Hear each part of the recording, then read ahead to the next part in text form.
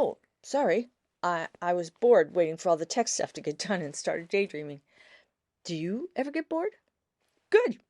I'm Dr. Margaret Cochran, and this is Wisdom, Love, and Magic. Boredom's underrated. No, seriously, it is. Some really amazing ideas have come from daydreaming. So why does it get such a bad rap? Well, historically, a popular belief about this mental state has been that people who were prone to it were unexciting, became easily frustrated, and avoided challenges. Balderdash, I say, balderdash. Let's explore. Now, in case you weren't paying attention in your history or philosophy classes and didn't get this, boredom is not a new concept.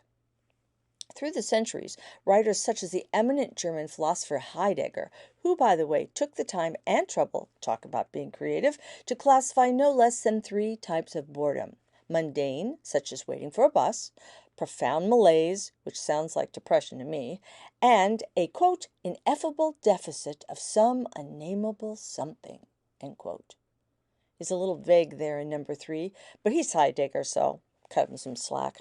After all, Heidegger always was a fun guy. He explored ontology, which is the nature of being, psychology, and hermeneutics, the theory and methodology of interpreting wisdom literature and philosophical texts.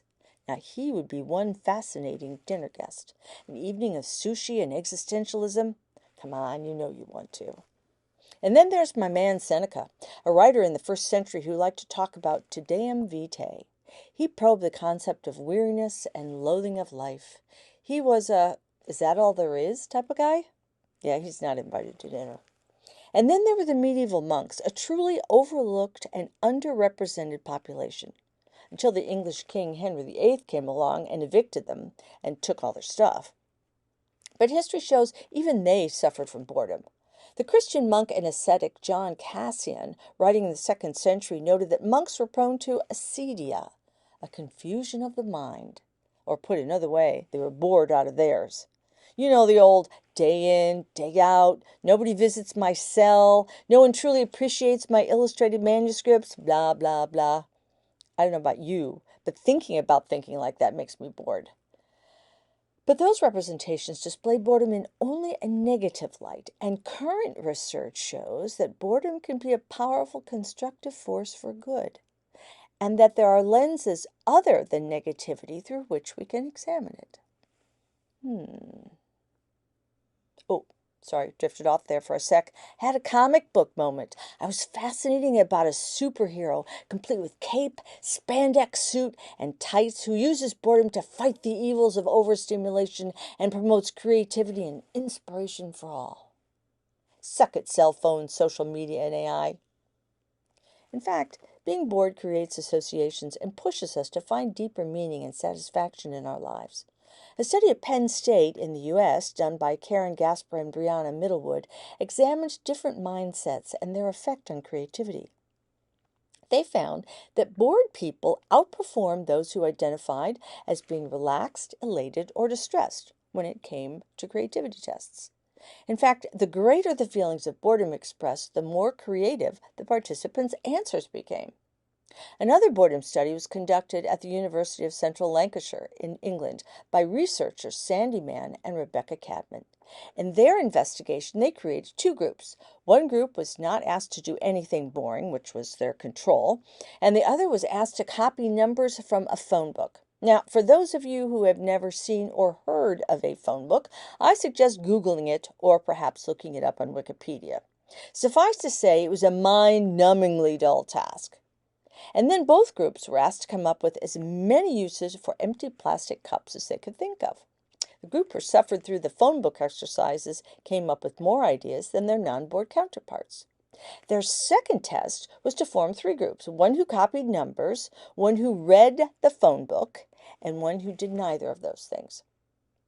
Again, those who had to read the phone book, which is right up there with watching paint dry, when challenged, were the most creative. So what's up with that? Andreas Epidorou at the University of Louisville here in the U.S. states that boredom serves a regulatory function and gives meaning to our other things in our lives. In actuality, without boredom, we'd miss out on a lot. It serves as both a warning that we're not doing what we want or need to be doing, And it can also serve as a motivator for us to move on and inspire us to make changes or take on new projects. So, boredom, as it's called, is actually a good thing if you use it well instead of letting it use you. If only the monks had known that. Oh well. An example of using boredom constructively is the activity, or rather the inactivity, of the most creative among us, such as Bill Gates or Warren Buffett, who actually schedule time just to think. A man named Jerome Singer has studied what he's coined positive constructive daydreaming, or PCD, for decades. His work has led him to conclude that allowing your mind to wander from time to time facilitates the connection of long-lost memories and allows them to interact with one another and create new thoughts. In fact, MRI scans show that connections between different parts of our brain increase when we're daydreaming. Amy Fries, author of the book Daydreams at Work, Wake Up Your Creative Powers, talks about how daydreaming, quote, quiets the noise, end quote, so we can create. Fries suggests that planting the seed of a problem and tucking it away to sleep on or daydream about is incredibly powerful. So how can we constructively and creatively be bored? Some great ways are walking without benefits of headphones and smartphone conversations, that is, knitting, crocheting, hand sewing of any sort, ironing, cleaning, coloring, swimming, running, or cycling. Bottom line, boredom can be a fabulous creative exercise or an excuse not to participate and take responsibility for your life and feelings.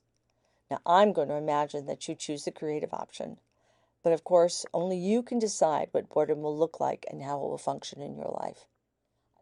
I'd love to hear in the comments about what creative ideas your doodling and daydreams have generated. Until next time, I'm Dr. Margaret Cochran. Be safe and be well.